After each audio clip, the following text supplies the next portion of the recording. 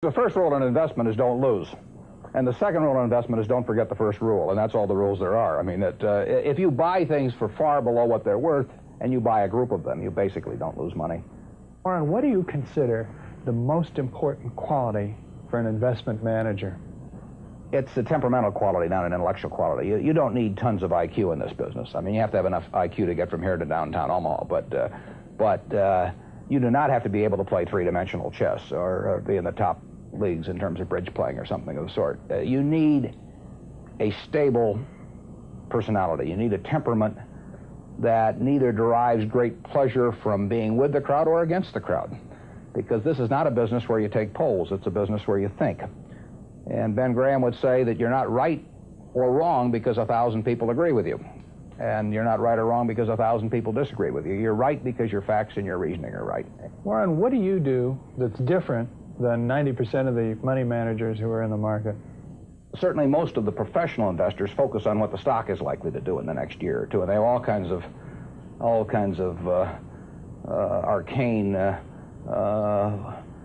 methods of approaching that, but they do not really think of themselves as owning a piece of a business. The real test of whether you're investing from a value standpoint or not is whether you care whether the stock market is open tomorrow. If you're making a good investment in a security, it shouldn't bother you if they close down the stock market for 5 years. All the ticker tells me is the price. Yeah. And I can look at the price occasionally to see whether the price is outlandishly cheap or outlandishly high. But prices don't tell me anything about a business. Business figures themselves tell me something about a business, but the price of a stock doesn't tell me anything about a business. I would rather value a stock or a business first and not even know the price, so that I'm not influenced by the price in establishing my valuation, and then look at the price later to see whether it's way out of line with what my value is. So Buffett chose to stay in this world, Omaha, Nebraska, where corn grows just minutes from downtown. Now, Omaha is a nice town, but nobody claims it's a world financial center. Here, the only thundering herd is actually on 4 feet. Don't you find Omaha a little bit off the beaten track for the investment world? Well, believe it or not, we get mail here, and we get periodicals, and we get all the facts needed to make decisions. And unlike Wall Street, you'll notice we don't have 50 people coming up and whispering in our ear that we should be doing this or that this afternoon. You appreciate the lack of stimulation here? I like the lack of stimulation. We get facts, not stimulation here. How can you stay away from Wall Street? Well, if I were on Wall Street, I'd probably be a lot poorer. You get overstimulated in Wall Street, and you hear lots of things, and you may shorten your focus, and a short focus is not conducive to long profits. And here I can just focus on what businesses are worth, and I don't need to be in Washington to figure out what the Washington Post newspaper is worth, and I don't need to be in New York to figure out what some other company is worth. It's an intellectual process. Well, and the less static there is in that intellectual process, really the better off you are. What is the intellectual process? The intellectual process is defining your area of competence in valuing businesses, and then within that area of competence, finding whatever sells at the cheapest price in relation to value. And there are all kinds of things I'm not competent to value, but there are a few that I am competent to value. Have you ever bought a technology company? No, I really haven't.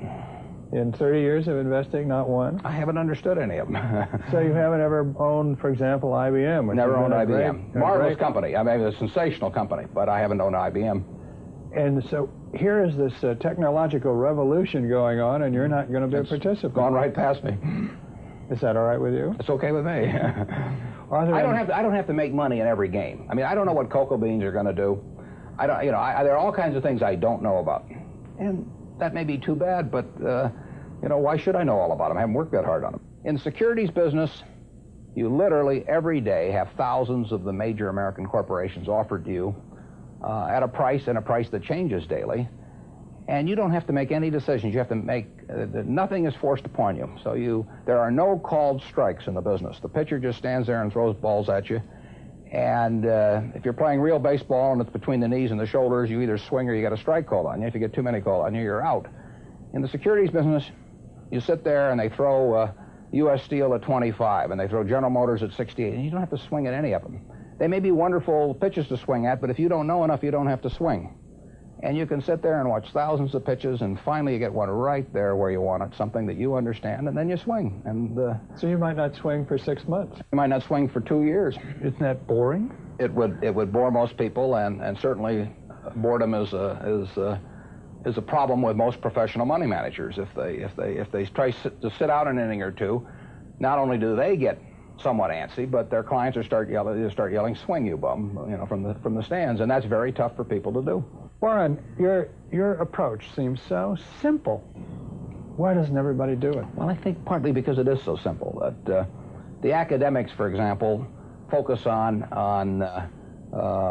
all kinds of variables. Partly because by academics you mean professors of right, finance? Yeah, the data's there. In business school? Sure, and the data's there. So they focus on whether if you buy stocks on Tuesday and sell them on Friday, you're better off, or if you buy them in election years and sell them in other years, you're better off, or if you buy small companies. There are all these variables because the data are there, and they've learned how to manipulate data.